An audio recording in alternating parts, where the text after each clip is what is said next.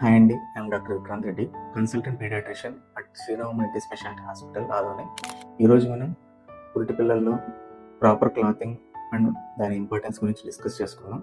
బిడ్డ పిండంగా అమ్మ కడుపులో ఉన్నప్పుడు బేబీ చుట్టూ amniotic ఫ్లూయిడ్ అంటే ఉమ్మ నీరు ఉంటుంది. ఆ ఉమ్మ నీరు అనేది బేబీ యొక్క టెంపరేచర్ని ప్రాపర్గా మెయింటైన్ చేస్తూ ఉంటుంది. ఒకసారి డెలివరీ అయిన తర్వాత బయటకు వచ్చిన తర్వాత బేబీ బాడీ అనేది టెంపరేచర్ని మెయింటైన్ చేసుకోవడానికి కొంచెం సమయం తీసుకుంటుంది.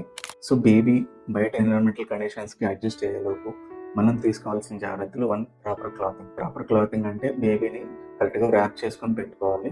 హెడ్ క్యాప్స్తో కవర్ చేసుకోవాలి. కాళ్ళు సాక్స్తో కవర్ చేసుకోవాలి.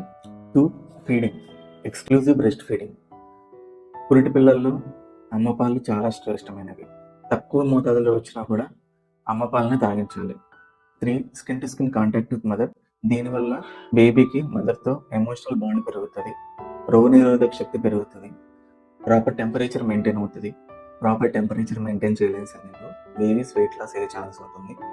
పెదాలు, అరికాళ్ళు, అరచేతులు బ్లూ కలర్లో వెళ్ళే ఛాన్స్ ఉంటుంది. దీన్నే మనం సైనోసిస్ అని అంటాం. ఇలాంటి సైన్స్ ఏమైనా కనిపిస్తే వెంటనే మా శ్రీరామ్ మల్టీ స్పెషాలిటీ హాస్పిటల్ని సంప్రదించండి.